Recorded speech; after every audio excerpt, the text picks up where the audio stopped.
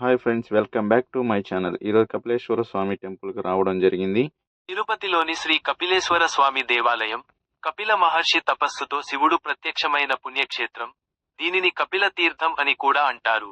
ఇక్కడ శివలింగం స్వయంభూవుగా వెలిసిందని, విజయనగర రాజుల కాలంలో అభివృద్ధి చెందిందని, ఏడుకొండల మార్గంలో ఉన్న ఏకైక శివాలయం అని స్థల పురాణం, చరిత్ర తెలుపుతున్నాయి. స్థల పురాణం 1. కపిల మహర్షి ఇక్కడ శివుని గురించి తీవ్రమైన తపస్సు చేశారని, అతని భక్తికి మెచ్చి శివపార్వతులు ప్రత్యక్షమై ఆశీర్వదించారని పురాణాలు చెబుతున్నాయి. 2. కృతయుగంలో పాతాళలోకంలో పూజలందుకున్న కపిల మహర్షి, ఏవో కారణాల వల్ల భూమిని చీల్చుకుని ఇక్కడ కపిలలింగంగా వెలిశారని, అందుకే ఈ ప్రదేశానికి కపిల తీర్థం అని పేరు వచ్చిందని కథనం. ఇంకా 3.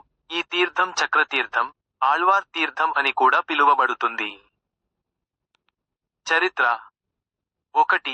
విజయనగర రాజుల కాలంలో, ముఖ్యంగా కృష్ణదేవరాయల కాలం నుండి ఈ ఆలయానికి ఎంతో సహకారం లభించిందని తెలుస్తుంది. 2.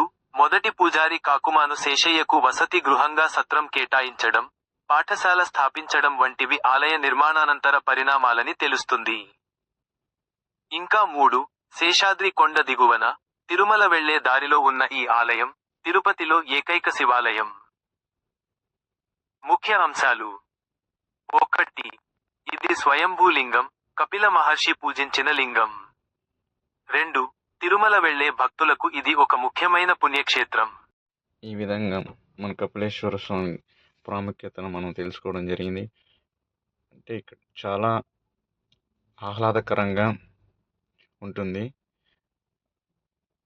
ఇక్కడికి వచ్చి స్నానం చేసుకున్న తర్వాత మనం కపిలేశ్వర స్వామిని దర్శించుకోవడం వలన మంచి ఫలితాలు జరుగుతుందనేసి ప్రజల యొక్క నమ్మకం.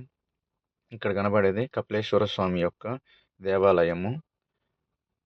ఈ పక్క లక్ష్మీ నరసింహ టెంపుల్ పక్కన కపిలేశ్వర స్వామి టెంపుల్ ఉంటుంది.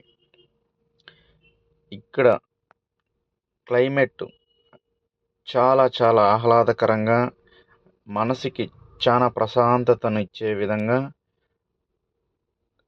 ఉంటుంది. ఇలాంటి వీడియోలు మరెన్నో కావాలంటే ప్లీజ్ సబ్స్క్రైబ్ మై ఛానల్.